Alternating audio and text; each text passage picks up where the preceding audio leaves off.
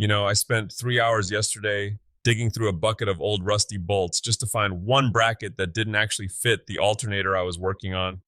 And then I realized we're living in a world where I could have just materialized a new one out of thin air. Oh, here we go. Is this the part where you tell me you finally stopped yelling at the cloud and actually plugged in your 3D printer? I didn't just plug it in, I gave it the good stuff. Polymaker just dropped this HT-PLA Pro. In the old days, you'd print something for your car, the sun would hit it for 20 minutes, and your custom part would turn into a Salvador Dali painting. Just a sad, melted puddle of plastic tears. Right, because PLA is usually about as heat resistant as a chocolate bar in a microwave. So what's different now? Did they mix it with vibranium or something? Just some clever chemistry. It's got the backbone to stand up to the heat of an engine bay without the headache of printing with something temperamental like a BS. It's like having a dog that behaves like a golden retriever but guards the house like a Doberman. Easy to work with, but tough as nails when the pressure is on. I love a good metaphor, but let's talk practical. If I'm printing functional gears, things that actually have to rub against each other, PLA still feels a bit crunchy. That's where the Prusa PA11 nylon comes in. It's derived from castor oil, which satisfies my inner tree hugger, but it's slick. I'm talking low friction, high tenacity stuff. If you're making a custom enclosure that's going to get kicked around or a gear that needs to spin until the cows come home, this is the sauce.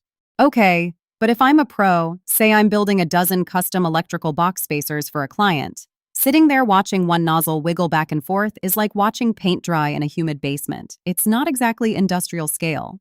Alex, I'm glad you asked because the Lightmake L4 Quad IDEX is basically the stuff of fever dreams. It's got 4 heads, not 1, not 2, 4. It uses linear motors, so it moves like a startled cat. You can knock out 4 identical parts in the time it used to take me to find my safety glasses. Wait, 4 parts at once? That's not just a hobby anymore. That's a manufacturing line you can fit on a card table.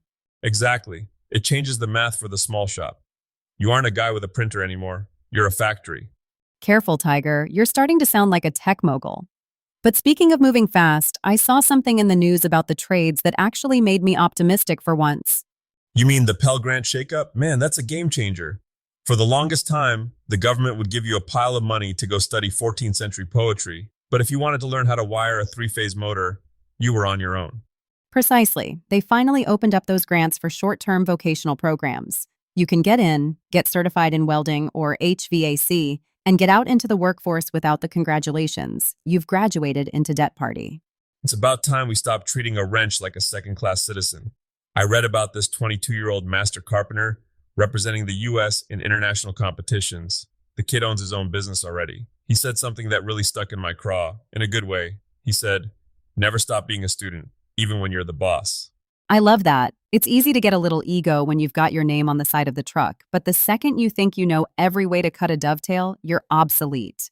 Don't tell him I said this, but he's probably got better joints than I do after 30 years. The grit these younger folks are showing, it's enough to make an old woodshirker like me proud. Woodshirker. Nice. But let's be real, Tiger. Half the reason those young pros are succeeding is that they aren't afraid of the A word. AI, I know. I used to think a bot was something you used to catch fish. But if you're trying to run a shop today, you can't spend 4 hours editing a video of you sanding a table. Nobody wants to watch that, and you've got bills to pay. Exactly. You're finally catching on.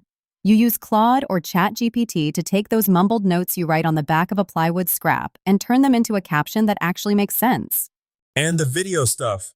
I saw a demo of Descript and CapCut. It does the captions automatically. Most people watch these videos on their phones while they're standing in line at the grocery store with the sound off. If they can't read what you're doing, they're just watching a guy in a dusty shirt move his hands around. A guy in a dusty shirt. That's your brand, Tiger. But seriously, the real magic is the automation like Creator Flow. Imagine you're underneath a sink, elbows deep in a leak, and someone DMs you asking for a quote. The AI handles the hello and sends them your link while you're still drying off. It's the solution story method. Don't just show the finished piece, show the disaster, show the client's messy, chaotic closet, the kind where you open the door and a bowling ball falls on your head, and then show how you fix their life. You're not selling a shoe rack, you're selling sanity. Speaking of shoe racks, that's your weekend tip, isn't it? I thought we were going big, like build a mountain retreat big. Hey, don't knock the humble shoe rack. It's the ultimate gateway drug to custom cabinetry. You learn how to use adjustable shelving pins, you learn how to maximize vertical space, and you learn how to make doors that don't sag like a tired clothesline. Okay, fair point. But I saw that note about the full DIY cabin build. That seems like a bit much for a Saturday afternoon for most people. Well, you aren't going to finish it by Sunday dinner, obviously. But watching those start to finish cabin builds, that's where you see the anatomy of a building. It's like looking at an x-ray. You see the framing, the weatherproofing, the way the roof load actually travels to the ground. Even if you're just building a shed, you learn why things stay standing when the wind starts howling. So the lesson is, whether it's a tiny plastic bracket or a two-story timber frame, the fundamentals are the same. Pretty much. You keep your tools sharp and your mind sharper. Whether you're looking at a career change into the high voltage world, trying to grow your shop into a digital powerhouse, or just trying to get your boots off the floor of the mudroom, the path is the same. Just start. Look at you, getting all philosophical. Did you hit your head on a joist again? Maybe just once. But the takeaway for today, folks, is simple. The barrier to entry for greatness has never been lower. The tools are smarter, the training is cheaper, and the sawdust smells just as good as it always did. Stay hungry, stay humble, and for heaven's sake, keep building. And maybe wear your safety glasses this time. Just a thought. You're one to talk.